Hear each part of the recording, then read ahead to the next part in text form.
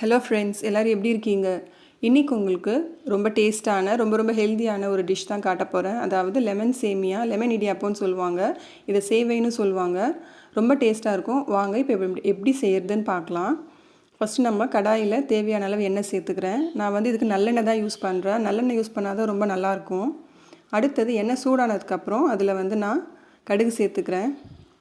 கடுகு நல்லா பொரிஞ்சு வந்துடுது. இப்போ நான் அதில் தாளிப்பு உளுந்து பருப்பு சேர்த்துக்கிறேன். அடுத்தது ஒரு ஸ்பூன் கடலைப்பருப்பு சேர்த்துக்கிறேன். இப்போ எல்லாத்தையுமே நல்லா மிக்ஸ் பண்ணி விட்டுக்கோங்க. இப்போ பருப்பு நல்லா ஃப்ரை ஆகிடுது. அதில் நாம் கருவேப்பிலை சேர்த்துக்கிறோம். அடுத்தது கட் பண்ணி வச்சுருக்கிற பச்சை மிளகாயும் சேர்த்துட்டு நல்லா வதக்கிக்கோங்க.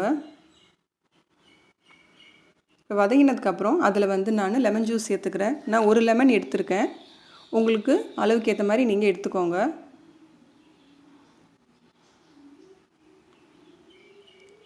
அடுத்தது நாம் அதில் மஞ்சத்தூள் சேர்த்துக்கலாம். மஞ்சத்தூள் சேர்த்துட்டு நல்லா கிளறி விட்டுக்கோங்க. இப்போ பாருங்கள், நல்லா கொதிச்சு வருது. இந்த ஸ்டேஜில் நம்ம ஒரு 1/4 டம்ளர் தண்ணி சேர்த்துக்கலாம்.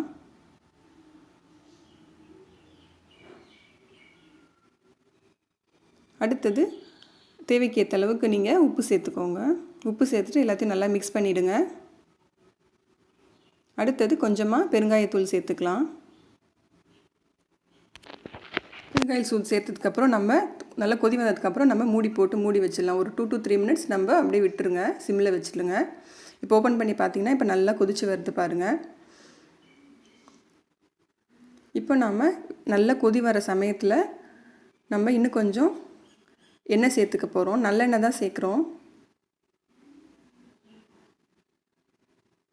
இப்போ நல்லெண்ணெய் சேர்த்துட்டு நல்லா கிளறி விட்டுக்கோங்க.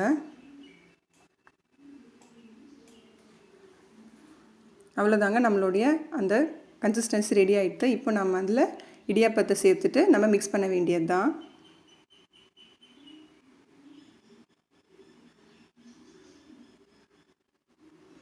நல்லா எல்லா இடத்துலையும் பண்ணுற மாதிரி எல்லாத்துலேயும் நல்லா மிக்ஸ் பண்ணி விட்டுக்கோங்க.